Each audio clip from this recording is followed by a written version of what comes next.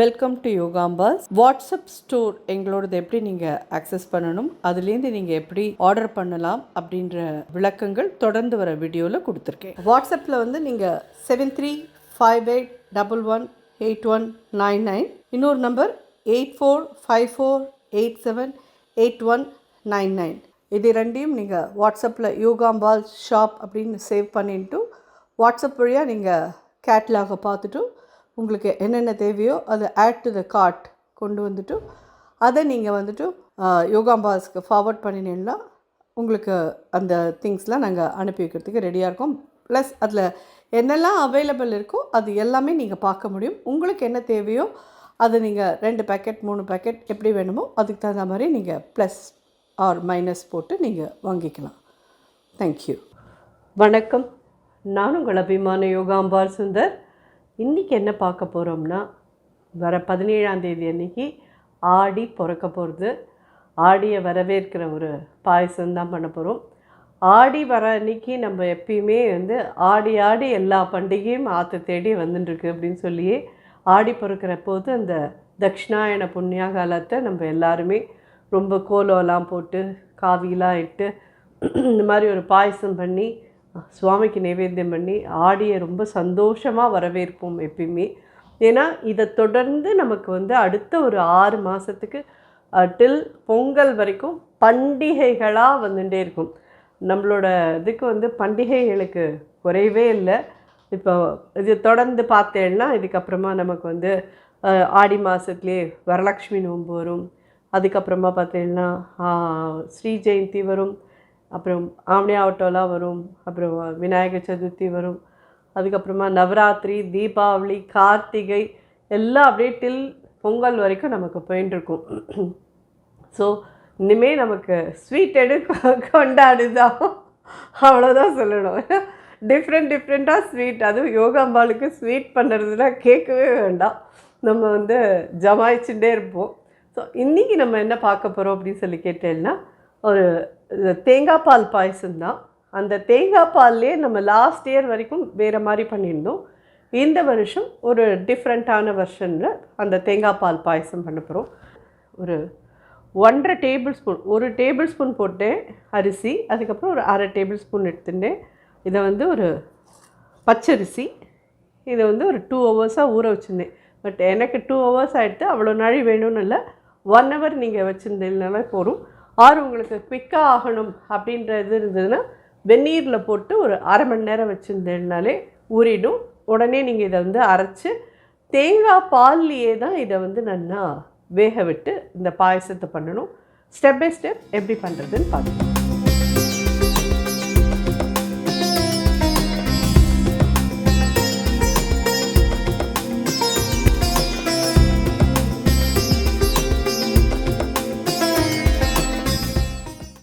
So இந்த மிக்சியில் நல்லா வாஷ் பண்ணி எடுத்துகிட்டு இந்த பச்சரிசியை எடுத்துக்கலாம். எங்களுக்கு வந்து ஒரு 5-6 பேர் நாங்கள் இருக்கோம். ஆளுக்கு நாங்கள் வந்து ஒரு 3/4 டம்ளராவது, நார்மல் டம்ளரால் 3/4 டம்ளராவது இந்த பாயசம் எடுத்துக்கணும்னு நான் இவ்வளோ எடுத்துட்டுருக்கேன். 4 பேர் தான் இருக்கேன் எல்லாத்தில். உங்களுக்கு இது மாதிரி ஒரு 3/4 டம்ளர் பாயசம் ஓகே அப்படின்னு சொல்லி சொன்னால் 1 டேபிள் ஸ்பூன் எடுத்துக்கோங்க போதும். அரிசி ரொம்ப ஜாஸ்தியாக எடுத்துனாலும் இது வந்து பாயசம் வந்து ரொம்ப குழன்னு ஆகிடும். அப்படி இல்லாத நீங்கள் வந்து 1 டேபிள் ஸ்பூன் நல்லா ஊற வச்சு இதை வந்து நம்ம கொஞ்சம் தேங்காய் பால் விட்டே அரைக்க போகிறோம். பார்த்திங்கன்னா நல்ல நீர்க்க இருக்கிற தேங்காய் பால் இது. இது வந்து 3rd and 2nd ரெண்டையும் மிக்ஸ் பண்ணி வச்சுட்டுருக்கேன். அந்த பால் இது. இதை நல்லா விட்டு அரைச்சி எடுத்துன்னு வந்துடலாம். அதுக்குள்ளே வெல்லத்தையும் கரைச்சிக்கலாம். இந்த இதுக்கு ஒரு 1/4 கிலோ கிட்ட நான் வெல்லம் எடுத்துட்டுருக்கேன். 1/4 கிலோலேருந்து 300 கிராம்ஸ் கிட்ட எடுத்துக்கோங்க, கரெக்டாக இருக்கும். இது நான் வந்து அச்சு வெல்லம் எடுத்துட்டுருக்கேனேன்னு பார்க்காதீங்க. கிடைச்சவா இதை வாங்கிக்கோங்க. இல்லைன்னா நார்மல் வெல்லமாக இருந்தாலும் பரவாயில்ல, நீங்கள் வாங்கி, அதாவது நீங்கள் அரிசி வந்து இதை எடுத்துட்டுருக்கேன் பார்த்தீங்களா, இப்போது 1.5 டேபிள் ஸ்பூன், அதுக்கு 1/4 கிலோ தேவையாக இருக்கும். நீங்கள் வந்து ஒரு டேபிள் ஸ்பூன் தான் எடுத்திருக்கேன் அப்படின்னு சொல்லி சொன்னால், நான் இது 300 கிராம் கிட்ட போட்டிருக்கேன். எக்ஸாக்ட்லி சொல்கிறோன்னா நீங்கள் அதே மாதிரி ஒரு டேபிள் ஸ்பூன் தான் போட்டிருக்கேன்னா 1/4 கிலோ போகும். அதுக்கப்புறம் அதோடு சேர்ந்து தேங்காய் பாலையும் விட்டு நல்லா திக்கு தேங்காய் பால் கடைசியாக விட்டு வெல்லத்தையும் விட்டு இறக்கிறதே அது கரெக்டாக இருக்கும் உங்களுக்கு. ஸோ இப்போ நம்ம பண்ணுற இதுக்கு வந்து நான் 300 கிராம் கிட்ட எடுத்துட்டுருக்கேன் இந்த வெல்லம். அதே மாதிரி உங்களுக்கும் வெல்லத்தை பார்த்து நீங்கள் இது பண்ணிக்கோங்க. கட்டி வெல்லமாக இருந்தால் எவ்வளோ பெருசு மாமி போடுறதுன்னு கேட்பேன். ஒரு மண்டை வெல்லம் இருக்கும்ல, ஒரு ரவுண்டு வெல்லம், அதில் 3/4 பாகம் போடுங்க போகும், 1/4 பாகம் எடுத்து வச்சுருக்கோம், சரியாக இருக்கும். ஸோ நான் இதுக்கு முன்னாடி வந்த நிறையா வீடியோஸில் தட்சிணாயன புண்ணிய காலத்தை பற்றி நான் சொல்லியிருக்கேன்.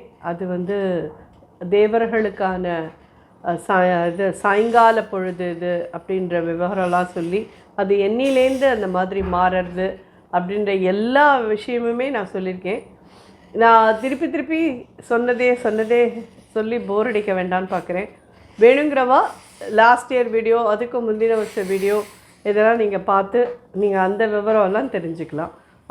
நிறைய பேருக்கு இப்போ எல்லாமே எல்லா விவரமும் தெரியறது. ஸோ நம்மளும் திருப்பி சொன்னதே சொல்லி போர் அடிக்க வேண்டான்னு தான் இருக்கேன். இது வெல்லம் நல்லா கரையட்டும், நம்ம பார்க்கலாம். ஸோ இது நல்லா கரைஞ்சாச்சு, இதை எடுத்து வச்சுக்கலாம்.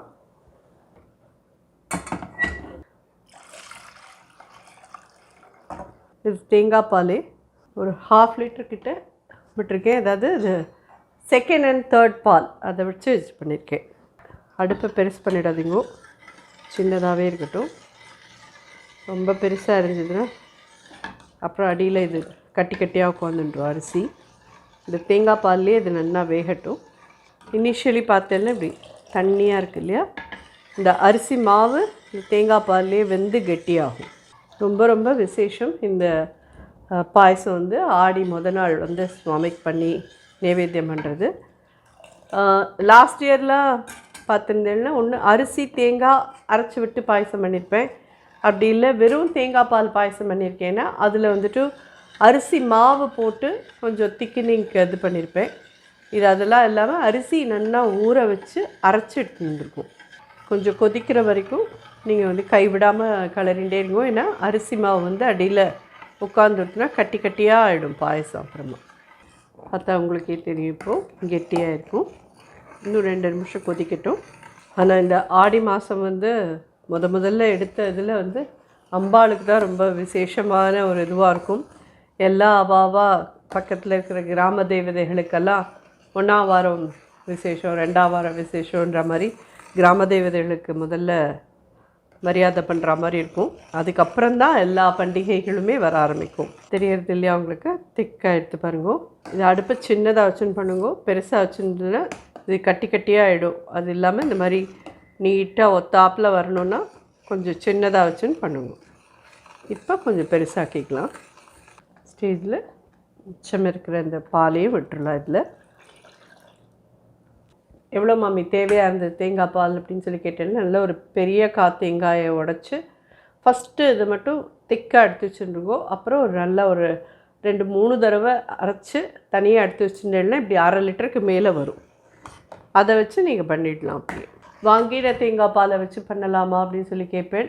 அப் டு யூ, தாராளமாக. ஏன்னா சில பேருக்கு அது உடச்சி திருகி அதுலேருந்து பால் எடுத்து பண்ணி இதெல்லாம் ரொம்ப கஷ்டமாக இருக்கும். ஸோ நீங்கள் வாங்கின தேங்காய் பாலை வச்சு பாயசம் பண்ணுறேன்னாலும் பண்ணிக்கோங்க. இது நல்லா திக்காக எடுத்து மிச்சம் இருந்த பாலையும் இதோட ஆட் பண்ணிட்டோம். நான் கிட்டத்தட்ட ஒரு 1/2 லிட்டருக்கு மேலே அதை எடுத்து வச்சுருந்தேன்.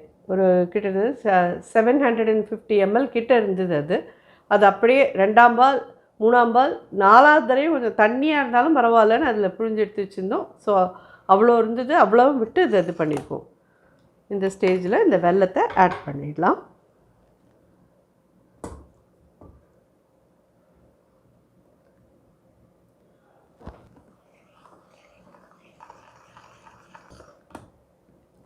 வெல்லம், அரிசி, தேங்காய் பால் எல்லாமே சேர்ந்து ஒரு 2-3 மினிட்ஸ் இல்லை ஒரு 5 மினிட்ஸே கொதிக்க விடுங்க. சிம்மில் வச்சு பண்ணுங்க. எல்லாம் ஒன்று மிக்ஸ் ஆனதுக்கப்புறமா நம்ம மேற்கொண்டு இது பண்ணலாம். ஸோ இது வெல்லத்தோடலாம் சேர்த்து நல்லா கொதிச்சாச்சு. இதில் ஏலக்காய் பொடி நல்லா ஒரு 1/4 டீஸ்பூன்லேருந்து 1/2 டீஸ்பூன் வரைக்கும் போட்டுக்கோங்க. சின்னதாக வச்சுக்கிறேன். ஃபஸ்ட்டு தேங்காய் பால் அடுப்பை அணைச்சிட்றேன். இதோட கொதி வரணும்னு அவசியம் இல்லை. ஒரு கன்சிஸ்டன்சியோடு எவ்வளோ ஜம்முன்னு இருக்கு பாருங்க. அரிசி வந்து நல்லா ஸ்மூத்தாக அரைச்சிட்டோம். பாயசத்தோட இதுவும் நல்லா ஸ்மூத்தாக இருக்கிறதுனால இதை இறக்கி வச்சுக்கலாம். ஒரு ஸ்பூன் நெய் விட்டுருக்கேன். முந்திரி பருப்பு 10-12 சின்ன சின்னதாக பிச்சு போட்டுருக்கேன். இது ஃபுல்லாக தேங்காய் பால்லையே பண்ணியிருக்கிறதுனால இதுக்கு வந்து நீங்கள் தேங்காய் பல்லாக நறுக்கி போடணுமோ அப்படின்னு நினச்சிக்க வேண்டாம். அது ஃபுல்லாக தேங்காய் பால் வாசனையோடே இருக்கும். அப்படிங்கிறது தேங்காய் வேறு பல்லாக அதில் போட்டேன்னா ரொம்பவே தேங்காயாக இருக்கும். அதனால் ஜஸ்ட்டு முந்திரி பருப்பு மட்டும் அதில் போடுங்க. திராட்சைப்பழம் பிடிக்கும் அப்படிங்கிறோம், ஆனால் திராட்சைப்பழம் போட்டுக்கோங்க. ஆனால் எங்களுக்கு வந்து வெறும் முந்திரி பருப்பு மட்டும்தான் பிடிக்கும். அதனால் அவாளுக்கு ஆற்றுல எப்படி பிடிக்குமோ அந்த மாதிரி யூஸ் பண்ணிக்கோங்க. அதில் ஜோராக இருக்குது இந்த பாயசம். பார்த்தாலே முந்திரி பருப்பு வறுத்துட்டோம். ஸோ ஜோரான ஆடியை அழைக்கிற பாயசம் தயாராகிடுது. தேங்காய் பால் பாயசம்.